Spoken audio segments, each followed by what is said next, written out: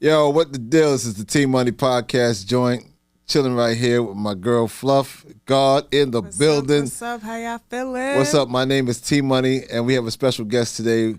My man, Corey Pearson, Bad Seed, Mr. Four Finger Ring himself, Nicholas Cage in the building, Nicolas Brooklyn Cage in the stood out to building, me. no doubt. My man, Bad Seed in the house. What's up, son? Thank you, Tyrone Kelsey. That's okay with me, brother. I appreciate that. That's all good. No, I'm good, big bro. These governments today, right now. Yeah. I'm good. I'm good. How y'all doing? Doing good. Word. Doing good. Thank you for having me. Yeah, man. Welcome to the show, man. Big, bro. Welcome to the show, man. I really appreciate you coming down, man, and check out me and and Fluff God today, man. Nice. Yeah, it's a nice place, right? Salute to my man Ahmad. Salute. No doubt, man. Great studio, and we trying to make it happen, bro. You know how? But listen to me, man. No, you made it happen. No, because we're here. We're here, that's a fact. and we're here to support your energy, man. Your energy is. Let me tell you something about this guy right here. He's one of the most talented rappers I've ever met in my entire life. Oh shucks. No, and be humble, cause I'm gonna tell the world this. You're extremely talented. Be humble. Beyond compare, he's a very smart guy, man. And he's more than just a rapper, man. He really could have his own sitcom because he's hilarious, and I really think that he's extremely underrated, man. Salute to the underground too, because the underground has supported him throughout all these years, man. Sure. Talk to me, bro. Talk to me about what's going on with you. Not right now, but let's go back, man. I know you represent the great borough of Brooklyn. Yeah. You know what I mean? BK. Because that's where we linked up back in the day. We have a little history. You know what I mean? Yeah. But talk to me a little about your beginnings. In Brooklyn, because we do that. We actually do that here. We actually go back to somebody's beginning, to the beginning of their journey, and we chronicle it, and we try to make sense out of it for our viewing audience. You know what I mean? So talk to us a little about that. Talk to me about Brooklyn, your beginnings, Wow. and how you became, how you became Bad Seed in a sense, Before I even get into that, again, I want to thank y'all for having me. Right. You know what I'm saying? And I want to let everybody know who this man is to me. You know what I mean? This is really my big bro. Much respect. He believed in me. You know what I'm saying? And that meant a lot. Bro, I used to watch you on TV, bro. I'll come home from school. And the first thing I do, I'm turning on your TV Raps and Rap City. No disrespect. That's all right. you know what I'm saying? But salute to them. That's all right. But I just need you to know that you mean a lot to me. And then when I met you, and then you put your arm around, bro. I'm like, what? You gotta be kidding me. You know what I'm saying? I'm telling my niggas I went to school with, yo, T Money. Because you helped me get a situation after the Warner Brothers situation. So. Yeah, salute to you, brother. And I wish I could have did more for you. I mean, it's the game. The game is slithery. Yeah, people are slithery. It's the game. It's like this. Yeah. So we treaded waters that we kind of slipped up. But that's nothing, because we're going to keep going. Any adversity, let me tell you something. Any adversity that I've faced in this music business, I've tackled it head on. I've never quit. Let me tell you something. And adversity should be my middle freaking name, bro. Because every time you turn around, somebody is doing something really slithery to you. Yeah. You know what I mean? It's human nature. And it's people you least expect, too. Yeah, no, sometimes Fluff, I expect it from them. Because people you deal with, they ain't worth 2 quarters to rub together. You understand? So we could do a whole podcast on that. This is facts, but I don't want to linger on that because I could get into that. My whole demeanor just changed. Right. Well, to answer your question, like the beginning of it, I started rapping in '88 in Brooklyn. I didn't really. Why'd you start rapping in the first place? Because you found the talent, you thought that's what you wanted to do? To be honest with you, I wasn't even really into rap like that at first. Like I liked like in 86, 87, like I liked The Show and some Run DMC and some LL. I liked some of that. But even 85, like rapping Duke, like stuff like that. It was cool. It would come on the radio, but I was an R&B guy. And MTV era type stuff because, you know, I was TRL. not even way before that. Like cause you know, being born in 75, you know, like when MTV really played videos, like when Michael Jackson Thriller came out and all these videos and stuff, Cyndi Lauper and Duran and you know, Steve Perry, Oh Sherry, and son was sitting on the steps. You should have been home. Remember that? Right. Is it true that you could go to theaters to see those type of videos? Like they were in theaters?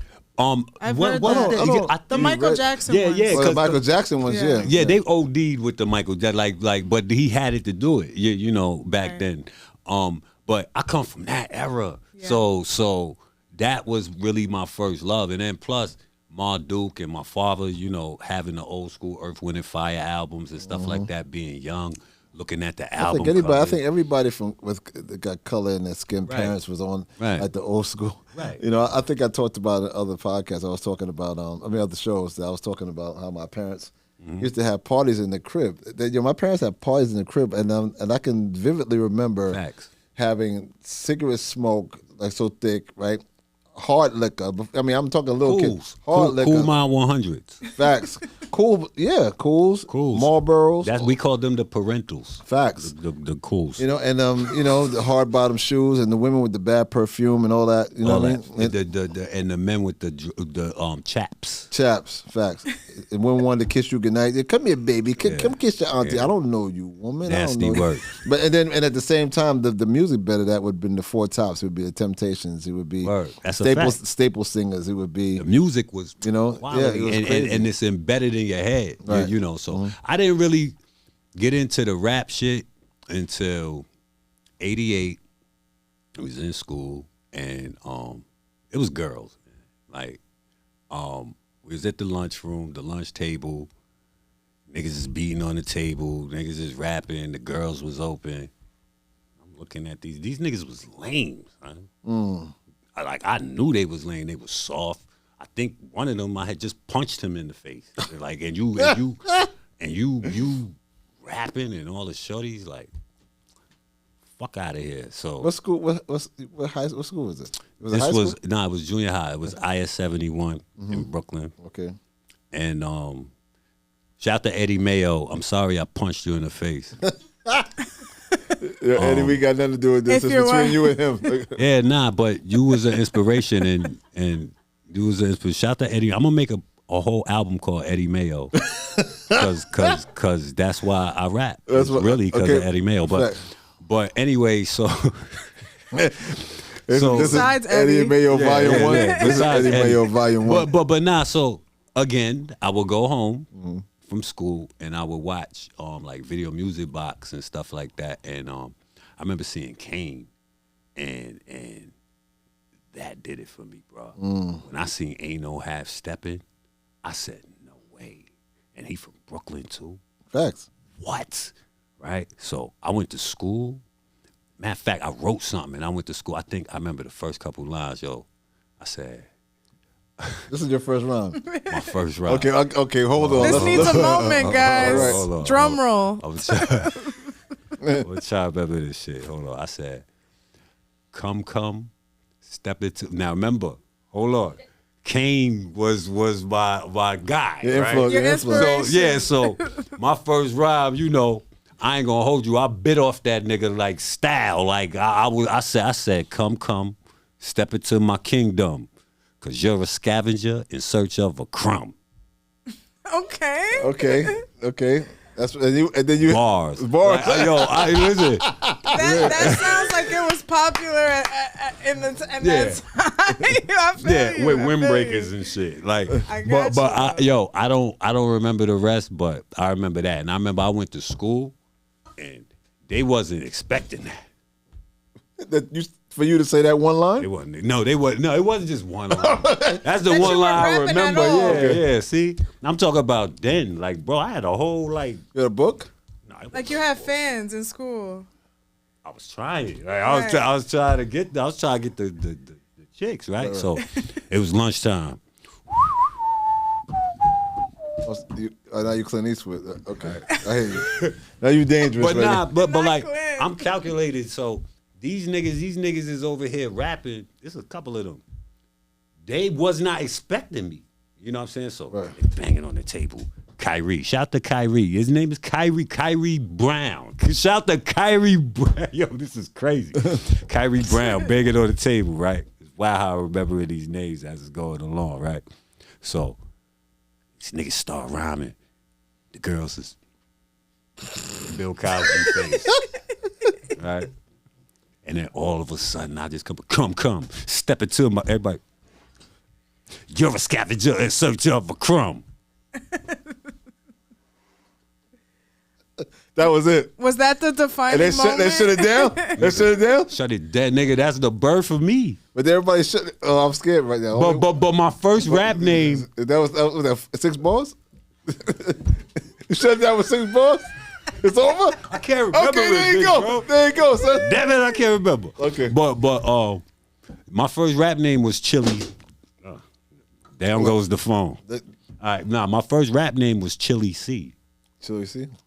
And then that evolved to the Imperial MC Majesty. Mm-hmm. Okay. Stop. And then.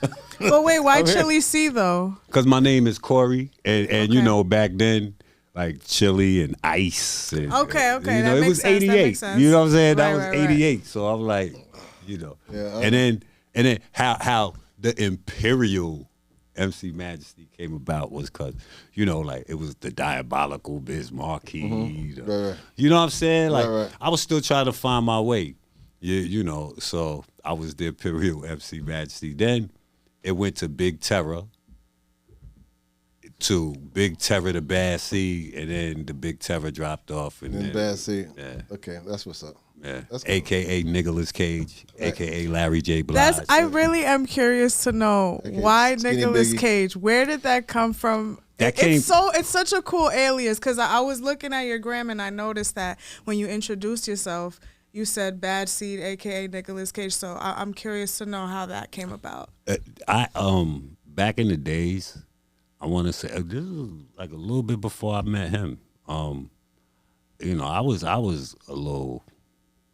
Right, so the movie Face Off, remember Face Off? Yes. So the character Castor Troy that Nicolas Cage played, he used to have the twin. Okay, yes. And I used to run around with 2 all the time. So reckless. So my man said to me one day, he was like, "Yo, who the fuck you think you is, Nicolas Cage or something?" And it just stuck. You know what I'm saying? And then there's Larry J. Blige. And I'm going to make an R&B album one day. I can't sing, but I'm going to do it. I figured nobody else can. So I'm going to do it under the name Larry J. Blige and Skinny Biggie.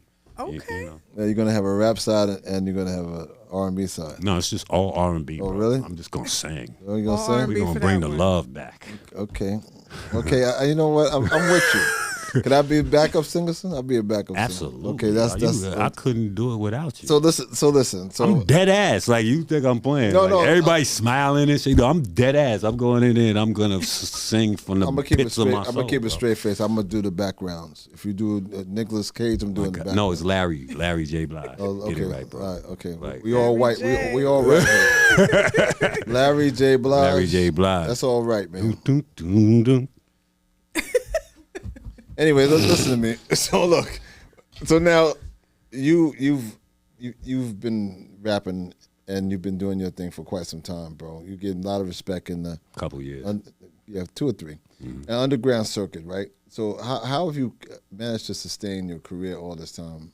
Because I mean, you know, this music is predicated on people getting on the radio and making hit records, you know, but. You're doing your thing besides that.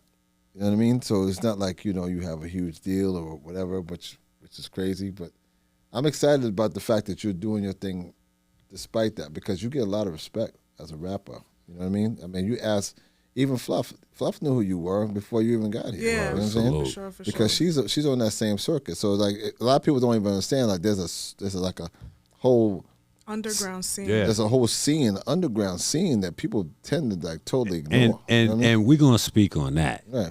We're gonna speak on because the difference between that and you know, everybody that wants to be commercial, it's a totally different energy. You know what I mean? So talk to us a little about that energy and how you've sustained that vibe. Even before that, I gotta give all love and accolades to the underground.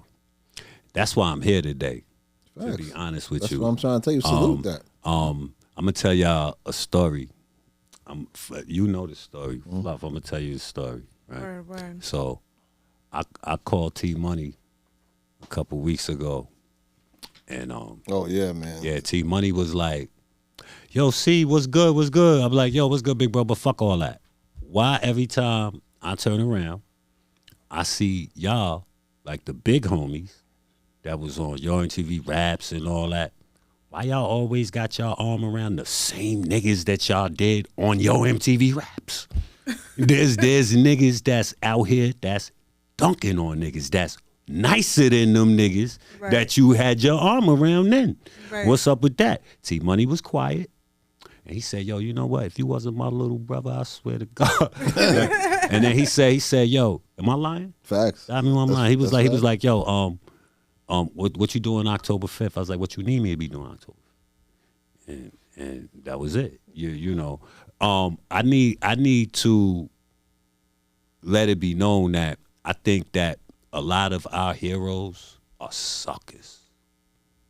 You know, I'm not impressed. I'm quite sure you're not meaning that with any kind of disrespect, because you just call all our heroes suckers. So can you kind of explain that one? Because I mean, I feel where you're coming from because of everything transpiring. You know what I mean? But definitely let us know more in depth what you mean. When I say they suckers, you could say that them ain't your views. I'm standing on it. This big Brooklyn. I'm standing on it. Yo, I love this shit. This shit saved my life. And I will not condone sucker shit from nobody. I don't care if Jesus Christ came down and made an album. If it's sucker shit, it's sucker shit. Speak your mind, bro. Tell them why you really Here's the thing. I feel like a lot of the artists that we support, and I'm talking about the underground, who happen to be artists. You go to work, you work. Yeah. Same as me. Of course. We're talented artists. We go to work every day, right? Mm-hmm. Who's your favorite rapper? That's complex. Like, if you had to just throw somebody, like Styles P. Okay, boom, right? Facts. That's facts. So Styles P, even him, he kind of fits in that category, because you be seeing stuff. Let me ask you a question. You be seeing Styles P be doing verses for like niggas like us? Like, you be seeing that? I don't be seeing that. I be seeing certain niggas that they feel is on their level. Yeah, what I be seeing is a lot of those kind of cats there trying to make money off of artists who are trying to come up, like with the showcases and stuff like that.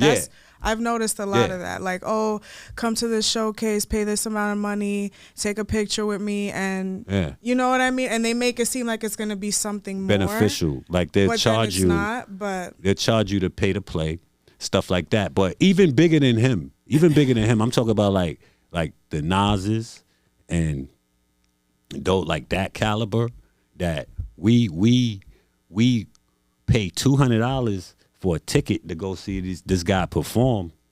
He deserves that. That's a nigga made Illmatic, right? He drops albums, we go support that. He drop merch, we go support that, right? But when you or I want a verse for our project, we get quoted like 15 grand. Are you crazy? We go to work like, and I'm not saying you don't deserve that, Mr. Nasir Jones, wherever you are. I'm just using you as an example, but I don't give a fuck who you are. Like, you have a responsibility. We affect who you think buying your shit. It's not girls. Girls is going to Instagram like, ooh, Nas, he cute, and they scrolling. And that don't mean they buying your shit, champ. Who you think buying it? Like it's us. And it goes, it's the working man. I'm not saying respectfully, I'm saying in averages, it's the working man that go to work, that got a family, probably got 2 kids. How the fuck you gonna tell your wife you gave Ghostface 15 grand for a verse? So do you think that all of that being true has affected your career in any way? Nah, cause I'm the type of a person where, and this is what I try to do for the underground. I try to show them that we don't need that. You know, we're just as dope. Right. I agree. We're just as dope, if not doper, than a lot of them. I feel like a lot of them lazy. Now I'm saying it with love, right? I'm not saying it if they take it as disrespect, then but I'm saying it because I really love the shit. And I'm fans of them. Like, I'm not saying that I'm not. So fans your of these for guys. your viewpoint, that the artists that are successful, you're saying that they don't reach out to work with underground artists. They don't do shit. No, I hear what you're saying, but let me speak. Okay. They don't work with underground artists, and when they do, they want to charge them the full fare for what they usually get, right? Right. So there's an aspect of this, right? And I totally understand what you're saying. I totally get it. You're saying that a lot of the artists, old school artists don't work with the underground artists, and there's a multitude of reasons for this. And let me break this down for you so we can have an understanding. Okay? One, it has a lot to do with whether or not a lot of artists and some artists who are at that level don't want to work with the hungry lion. Because they don't want to be listen to me. They don't want to be outshined on their own shit. They don't. Okay? Secondly, they need to have some sort of relationship with the artists that they're working with. You know, if I had to take a guess, and I'm taking one, I'm more than certain that there's hundreds of thousands of underground artists, and there only a certain percentage of that are huge commercial artists. So you guys outnumber them immensely. That's another thing. It's a lot of competition. There's a lot of competitions. Okay, so thirdly, they have to eat too. Of course. Okay, so if they're charging you $15,000 for a feature, because they're not charging you that. Their agent or their manager is charging that money because their agent and their manager want to get money. They got to get paid. The attorney has to get paid. The government has to get paid. You understand? Because they're no longer an underground artist where they're doing it just for the love and everything else. They're doing it because they're a business. These artists like Nas, Jay, you mentioned Styles, respect the Styles. They're a business. They're not, it's not just about the art for them anymore. You understand? And I can't truly speak for all of them, but I know how it is business-wise. So now, you'll be fortunate enough to work with any of these artists if they cut their price to work with you. That's a blessing. And that would be beneficial to everybody. But no, if they don't do that, just understand the obstacles that you're facing as it relates to that. Is that because they're just being suckers? It's sort of like you as a rapper, you maybe even fluff to a degree, you're a bad seed, right? You're accountable to just you. Somebody like Nas, he's accountable to 15 people. And those 15 people got to eat off of whatever he does. You see this? You understand? And regardless to whether it's you, and he holds no allegiance to you.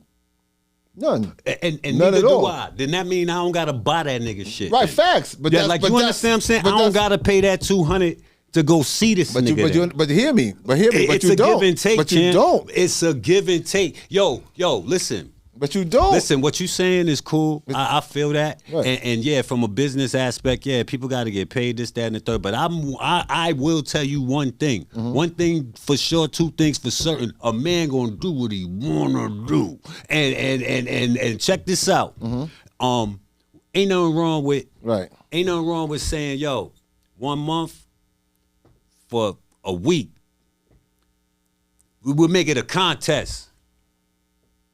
The first 5 shit that I like, I do a feature for the low, whatever they think the low is, right? Just something. What about when they doing their shows and shit? When they do their shows, do they come back get one of us? No. You know where they go for their openers? Griselda. Why? Because Griselda is popping. We already see them. Why can't you put somebody else in front of the people? Like, it looks like gatekeeping to me, champ. Like, no matter how you slice that pie, I don't care. Excuses are just that, excuses. We all got them. Like, if you're not connected, there's no chance you're gonna get anything, pretty much. Yeah, like and that's, but help. And listen, but look, and I am not. I'm in constant with what you're saying. But what I'm trying to tell you is not this. To cut you off. The wild part about it. You get that nigga $15K, that nigga not coming to do the video, and he ain't promoting. So you just gave that nigga half of what you make a year to for a 16-bar verse that the DJs is gonna play twice. You gonna shoot a video and maybe go hire somebody to do some animation. You go hire somebody to do some animation to draw Ghostface in there. Peep this though. But peep this. You gotta understand that what you're talking about. What we talking about? They're talking about relationships, bro. What you're talking about is relationships. That's all you're talking about. If you give, listen to me. I have a relationship with who? With who? I had. I'm not gonna say no names. Tell me the story. I got an in. Right. Listen. So hold on. Now we're getting to the crust of this. Hold on. Now we're getting to the crust of this. That's why this shit is retarded to me. Okay. Like, yo. So tell me what happened. All right. I want to hear the story. Fuck that. Yo. Okay. My brother Pete Rock. That's your brother. Okay, that's your brother. So go ahead. The whole time I've been making music, I don't have not one beat from Pete Rock. Why is that? That's my big bro. I see the nigga. Pete. Why you think it is though? I don't think it's that. About this. Thank you. At the end of the day, it's about this. This is what he do for a living. Okay, and what I do for a living. Right. I punch a fucking clock. So he looked. So he looks at that like if he gives you. So that's gonna hurt him. You know what? It's gonna hurt Pete Rock to give his little brother a beat. That's gonna hurt him financially. I don't know. I can't speak for that. Fuck out of here, bro. Yo! I don't want to hear it, yo, and he's standing on business. That's what he's doing. That's okay. But listen, what I'm trying to tell you, I can't speak for him. And all I can tell you, as far as I know, if this man does this for a living, my brother, this man does this for a living, he might not want to. I respect it. That's his business. But I got the right to talk my talk. Well, like, yo, that's that. Aren't you here? So just say what you have to say. That's what I'm doing. Okay, well, there you go. That's brother. What I'm doing. There you go, brother. I got I respect that. Call it a platform. Because look, like really in the grand scheme of things, I understand. I'm not saying that these people do not deserve this shit. Right. That's not what I'm saying. Right. No, I totally understand. Like yes, I do, but I feel like I don't ever see. I'm not. Fuck me. Take me out of it. Bad C don't even rap. Don't give Bad C shit. Somebody. I don't see it. Right. I don't see it. But what I do see is when they drop, the fans are so brainwashed that the fans believe that hip hop is dead until niggas like Common and Pete Rock come out. You know how I know? Because they'll tweet that. They'll post shit like that. Oh my God, hip hop is back. Or J. Cole and stuff what like the that, fuck are you talking? We've been here. We've been putting music out. How is hip hop back? It's because, so were you lying when you put the fire emoji under my post? You were just saying that to pacify me until Common and Pete Rock came out? A lot of people don't even pay attention to this it. Is what I'm A lot of people don't pay you, attention bro. to underground. A lot of people don't pay attention to true rappers. But they do. And that's where the real good But a lot of music people is don't. at. A lot of people don't. I'm talking about when I say the fans, I'm talking about I have. What fans you referring I'm talking to? about the people who are in my particular network that follow me, and I might follow back or whatever. I'm talking about the things that I see. Okay, I'm talking about a lot of the people, the general public, who don't even understand underground. All they hear is what's on the radio, bro. Yeah. They don't necessarily know what Bad Seed. Yeah. Part of the reason why you here today is because commercial radio don't give you love. Yeah, that's a fact. They And once did. This is what this show's all about. They once did, and for like 20 minutes. But you hear what I'm saying? This is why you're here in the first place. But I don't even give a fuck. Like real talk. Looking at the business, son, I don't give a fuck about that shit. When I had my deal with Warner Brothers, it taught me a lot. I wasn't ready. It was a lot of money. They end up taking the cap off the budget, and then everybody end up getting dropped, myself included. In hindsight, I'm glad. Like, bro, like I was not ready for that. Right. I wasn't. You know what I mean? So having that experience, knowing what it is or whatever. Right. You know what I'm saying? Like I never want to sign a deal. I will never sign. So you'll stay independent forever. Forever. Six-man shit forever. That's so real. I respect that so much. 6-Man Entertainment, which is your company, and That's the a fact. CEO of the company, the president. So so with that being said, we already know your stance on that. So let's move on. So talk to me more about what's going on with your new album came out, right? Four Finger Ring 2. 4 Finger Ring. Everywhere. 4 Finger Ring. Yeah. Official. Let's and I love it. I listened to it, as you know, I listened to it all last night. Yeah. And this morning we rolled in on it, right? D-Money, we rolled in on it. So talk to me about the inspiration as it relates to the album. You have great producers. Talk to me about actually who produced a lot of the songs. Well, first thing, 6-Man is the movement. We represent, it's just what it is. Right. We represent the 6-man on the bench. The starters, the starting five, they out playing on the floor. They nice, you know, but they on the floor due to politics or whatever elaborate. They paid to be on the floor, whatever it is. But as the 6-man, we get just as busy. Right. We waiting for them to break their ankle, or we waiting for them to get tired, and we go in and drop 40 easy, like you know what I'm saying. So that's we represent all underdogs, latchkey kids, people that been abused. The underdog. That's what we represent, and you know that's what we stand on. So, but 4 Finger Ring 2 is a sequel to 4 Finger Ring 1. The original, right? Yeah, dropped that 2 years ago. We won Album of the Year on Raw Side Hip Hop. Shout to them. It's to me, I feel like 4 Finger Ring 2 is my best work. I'm not just saying that because it's fresh or whatever, but I feel like each project I level up because I don't compete. Yeah, I noticed that each project you get better. I don't compete with nobody but me though. Right. So I'm like this, son. Like I ain't even listened to part 1 when I made part 2. I knew what part 1 sounded like already. Like why I'm gonna sit there and listen to that? Let me try to make a part. Nah, I just went in there and so my thing was it was the challenge of that being Album of the Year. Can I do it again? Right. And it looked like it happened. Well, the album is phenomenal. Appreciate you. Yo, That's the big. production, and let me tell you something. It was fire, bro. Yeah. You know, and you guys should check it out, man. 4 Finger Ring 2 is really 6 Bad Seed in the building. Yeah. Yo, so no features too. No, none. No features because I stand on my pen, and I want to be mentioned as one of the pens, and I feel like the fans and people like that, like they love to find excuses to try to pull you down. I never want that to be an excuse like, oh, well, you had these features on your shit. Nah, nigga, wasn't nobody there.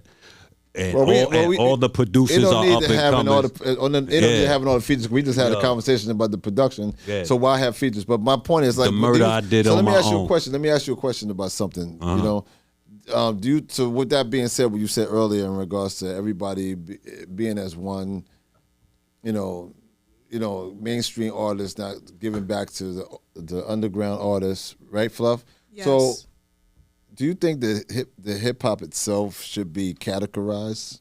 Do you think we should have, I guess, mainstream / pop, adult contemporary, adult hip-hop? Contemporary, whatever. I do. Underground. You think we should? Because to be honest with you, like Like somebody like Jay-Z should not be in the same category as a Lil Baby. I agree. You know, that makes no sense to me. I agree. Like, why would that? You know, that makes no sense. It's completely different. Yeah. But I guess that's why they made trap in a way. But there's a whole bunch of other different components to that too. But and there's nothing wrong with it. There's nothing wrong with it. Just like rock and roll, they got alternative, they got soft rock, they got heavy metal, they got country, they got bluegrass, they got like there's nothing wrong with that. Jazz, even jazz, they got it broken down. You know, so hip rap should be the same thing, right? Okay, totally. That's what I'm thinking because it's crazy because somebody like yourself and Fluff for that matter should have their own lane, And we should be you shouldn't be worried about. Yeah. You shouldn't even be having this conversation about whether Nas or Styles P or Jay or whoever doesn't reach back to help you because you already in. This is your thing. But see, here's the thing about that. I don't want people to think that I'm dissing them. This is from This is of from. course you're not. This is from love. Like this is. I am fans of these people, and I need for them to understand that I am not me without them. Right. And vice fucking versa. They might not know me indirect like I don't know them indirect, but I bought every Ghostface album. Bought. Right.